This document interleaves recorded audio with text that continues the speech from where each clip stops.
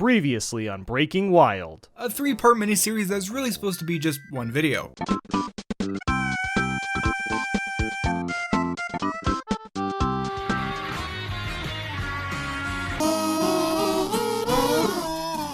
And finally, mastered Hyrule itself. I feel like at this point we've covered the vast majority of glitches that have been uncovered in Breath of the Wild, at least until something new is found like tomorrow, or the next day, or the next day, or the next day, or the next day, and...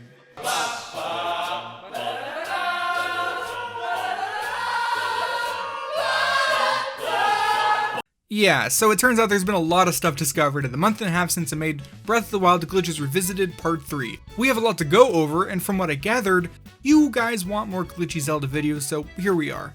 Before we move on to the first major glitch, it's worth pointing out that Breath of the Wild on the Nintendo Switch received its first patch in over a year, which added VR goggle capability, which is, it's whatever. But more importantly, it improved load times while also leaving all of the previous glitches intact. To experience that convenience and also stop getting shamed for playing on the Wii U version, I've finally upgraded and started a fresh playthrough on the Switch. The first thing we'll do is utilize a brand new glitch to achieve maximum hearts and stamina just hours after starting the game, so here's how. After getting off the plateau, in order to perform the apparatus storage glitch discovered by bot_w on Twitter, you need at least one memory unlocked in the journal, as well as the camera rune for your Sheikah Slate. Once that's done, we'll head into one of the various shrines featuring a motion control apparatus pedestal, which for this task will be the Miham Agana Shrine in Hatsuno Village. I'll do a play-by-play of the glitch itself before describing the heart-getting process. So once inside, you'll want to cast your mind back to part 1 where I said, another useless glitch requires the camera rune and a dream. Yeah, so I was just wrong. Okay, so while near the apparatus, we'll want to activate the camera view glitch by targeting and pressing the camera and crouch buttons simultaneously. From there, target and side hop to control Link in this view.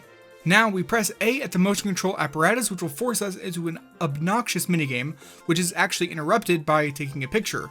If we delete the picture, then immediately pause the game before control is taken away, we can hold an item, and then unpause and pause right after, and then watch a memory, but it won't actually play.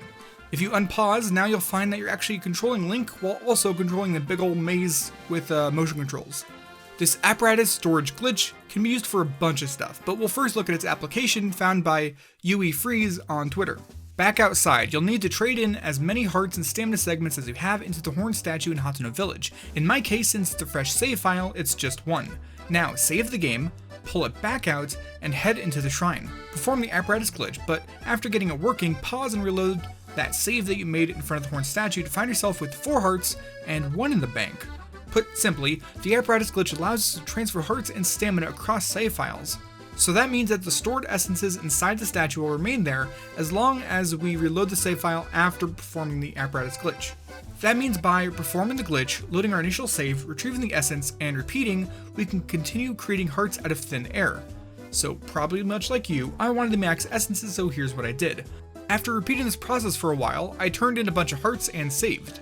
This created a new starting point for the cycle, so every time I perform the apparatus glitch and reload, there will be 7 essences in the bank instead of just 1, which makes this a lot faster, but it does start to cost a net total of 20 rupees per essence. However, that's actually fine since no matter how many hearts you have on you, you'll always have the same amount of essences and rupees when you reload the save with this glitch.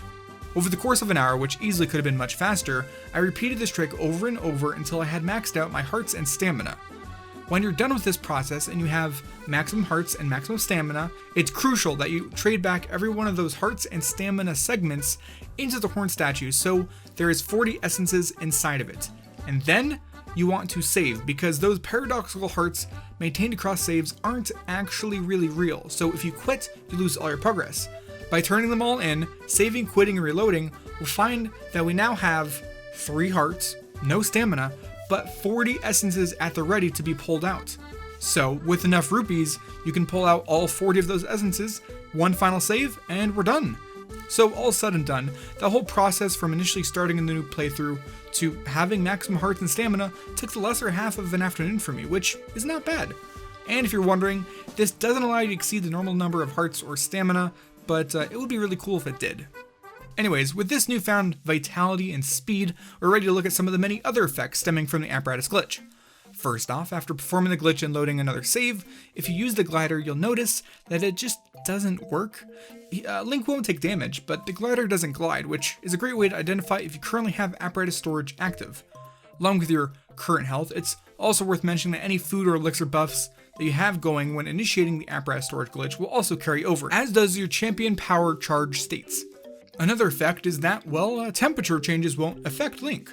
The best way I could think to show this off is to walk Link all the way to the Elden region and up the fiery path to Goron Village, all without catching on fire. The extreme temperature doesn't affect Link, but it will burn his equipment, so keep that in mind. Walking over the fiery rocks is safe, and even those giant fire attacks that the TLOZ puts out won't actually affect Link, making this fight extremely easy. So with this climate immunity, you can navigate deserts, snowy mountains, and burning steppes with ease. Along with that, shrines with elemental obstacles are way easier. The only exception here is that icy water will still hurt, as will lava. There's also something odd that we could actually do with lava, but first, let's head back to the apparatus shrine. So, you see, there's actually a way to do quick apparatus storage. Basically, all you gotta do is the previous steps, but after performing the glitch as normal, instead of watching a memory, just load a save. In this case, we'll reload the autosave of the shrine and then perform a quick apparatus storage once more, and then load a save outside of the shrine. Doing this gives us a type of permanent apparatus storage, meaning it'll persist through screen transitions, warps, shrine entrances, and exits, loading saves, and so on. To deactivate the glitch, we simply need to reset the game. Now, back to Death Mountain. With permanent apparatus storage active, if we walk Link to the edge of the lava, he'll take damage and the temperature gauge will be on fire. From here, if we either warp or load a save, we'll find that no matter where we go, our equipment catches fire, basically whatever. Which it does make for a pretty good selfie. And just so you know, buying bomb arrows is a great idea right about now. Just gonna pull those out and we'll get stuck in an explosion loop where Link's lifeless body is tossed around without taking damage because the explosion effects are just fire effects being put out from the arrows, which doesn't affect Link. After loading a save, we could do it again, and again, and again. We could even travel somewhere remote and do it there. And if we're crazy enough to give it a go, rapid fire explosion can be used to take out groups of enemies. I'm still getting the headshots. It's like boom, boom, boom, boom, boom, boom, boom. Heading back to the apparatus shrine, let's look at another goofy application of this glitch. After performing the standard apparatus storage, walk off the ledge and fall into the void, which won't actually void Link out. Instead, he'll just fall for a really long time. At this point, load a save of Link outside the shrine and he'll spawn in, then immediately die. If this happens somewhere in Hyrule, he'll end up respawning underneath Hyrule Field. I don't see much use for this, but it's pretty fun to swim around in the upside down. And at any point, you can escape by teleporting away. You could also do this, but instead load a save inside one of the Divine Beasts like you see here. Since each Divine Beast is on its own map, you'll end up spawning underneath that specific beast. Neato.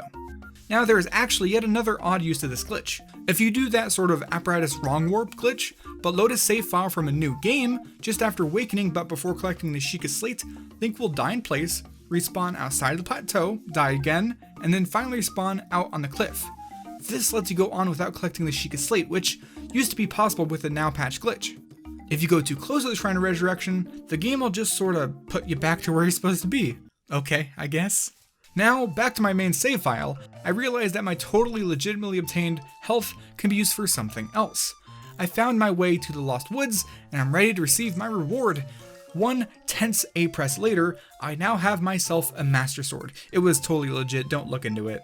At this point, we could head into the Trial of the Sword, and fight our way tooth and nail through the varying rooms until we beat the beginner, middle, and final trials for an upgraded Swords of Evil Bane, but that's like really difficult and a little boring. So instead, we could also skip all three trials by using some tricks we previously looked at, that being skew clipping and going out of bounds in Trial of the Sword. I failed to mention this before, but anyways, I really don't want to retread the proverbial waters if I don't have to, so if you want a well put together tutorial of how to perform these skips, check out the Trial of the Sword skip tutorial made by LinkusSpeedrun, which should be hyperlinked in the description as well as a clickable card on screen somewhere around now. So with that in mind, we've covered how to get a save file and take it to having maximum hearts and stamina, as well as a fully upgraded Master Sword, and next, I suppose, are infinite rupees. So, a brand new glitch was actually discovered by Twitter user MJ1GJ2J, love that name, less than a week ago as of making this video. It's a brand new way to farm ancient parts dropped from ancient ruined guardians. A similar glitch was possible in a previous patch utilizing Trial of the Sword, but this method requires a much more straightforward setup, and it works on both Switch and Wii U, and on the current patches. So firstly, it's important to understand that I am not an expert here, I'm just trying to share information that smarter people have figured out. Specifically, credits to Leo at Lino for figuring out and explaining the code to give us an idea of what's possible with this glitch, as well as all the other glitch hunters that work tirelessly to figure all this stuff out. So, out there in Hyrule are plenty of treasure chests, boxes, and whatnot. Certain chests, as well as the 4 specified ruined ancient guardians, are considered dynamic objects.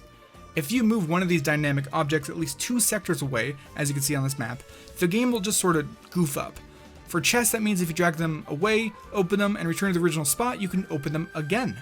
For the ancient guardians, it's different. After stocking up on equipment from Hyrule Castle and food from various people's farms, we start our journey from Hyrule Castle Town. You can't use magnesis or stasis on the Rune Guardian itself, but you can, however, use a large object with magnesis to push or pull it.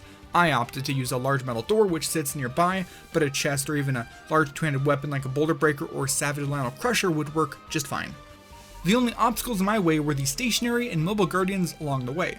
As long as you don't die, reload a save, or move too far away, the guardian we're pushing and our pushing element will be just fine, so we can take our time. We started in sector F4 on the map, and as I dragged my portable ancient part dispenser towards the Riverside Stable in F6, it finally started spewing ancient springs and gears. Now as I spam my A button, let me drop some facts upon you. Each time you do this, it has a chance to drop between 2 and 4 different items.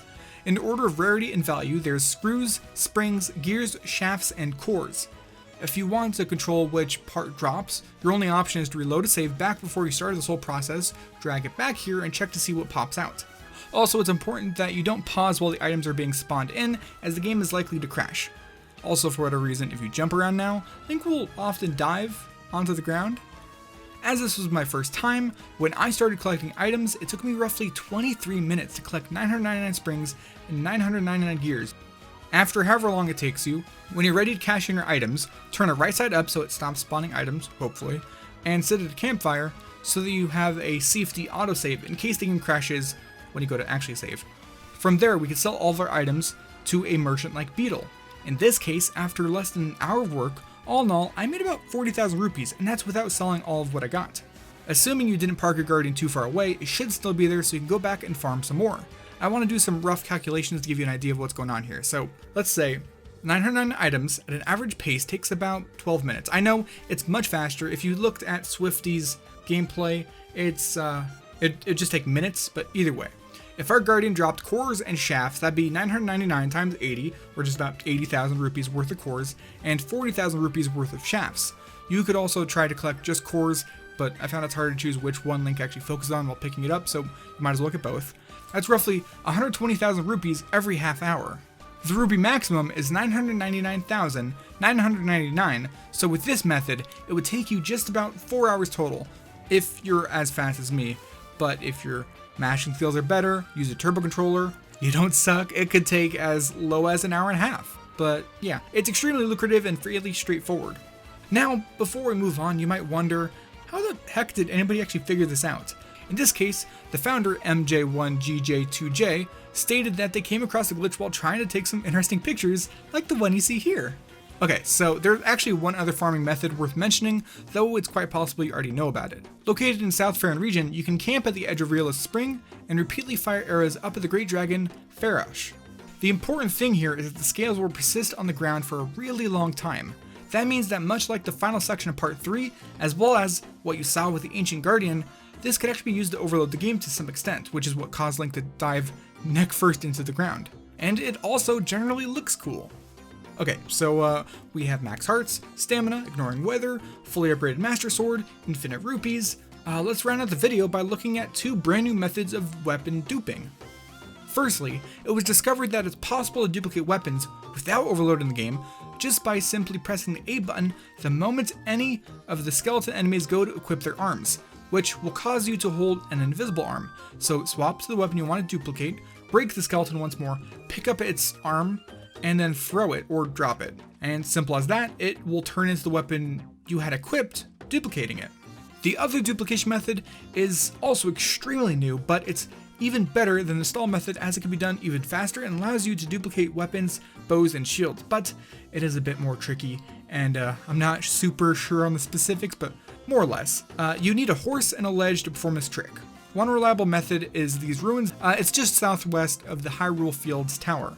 Also, Kron's blocks will work assuming that your horse is the right distance and like height from the block, if that makes sense. You have to jump off your horse and shield surf at the same time, which should cause Link to ragdoll in a very weird way. By pause buffering, you can find the exact moment Link sort of curls up into himself, and by unequipping the shield and re-equipping it very quickly, he'll sort of disappear and his weapons will become unloaded briefly. Then you either throw the weapon or you get shocked, and the game seems to expel the item that you have equipped without double checking if you actually have it equipped, so it becomes duplicated. I apologize if I'm a bit vague on this, but I did say I'm not an expert. Either way, seeing as how this duplication trick involves manipulating Link's position and whatnot, things are bound to get weird, like for example becoming upside down. I mean, that makes sense, Link just wanted to smell the ground for once. Now, finally, let's finish off with a nice, peaceful glitch. After all this self-improvement, praying at the goddess statue located inside the Temple of Time won't do anything. Of course, we have max hearts and stamina, so it just says you're already strong, go have fun. You probably noticed, each time we talk to the statue, a nice glow appears from above, but it doesn't fade out for a while. So, repeatedly praying at the statue over and over and over and over, little by little, the glow will actually get brighter and brighter, eventually threatening to burn our corneas with its heavenly radiance. The effects just overlap for some reason. When it's time to take a step back and admire our handiwork, we can head up and onto the roof to see that the god rays are just blasting down out of nowhere. It's a great moment for a selfie, and if we look up at the goddess statue's face and listen very carefully, if you look at it, you could almost hear it say,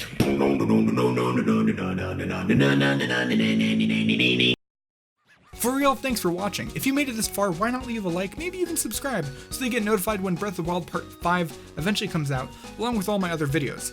Also, if you're a huge fan of what I do and you want to support the channel, you could always become a member, like these fine folks on screen. It'd be much appreciated.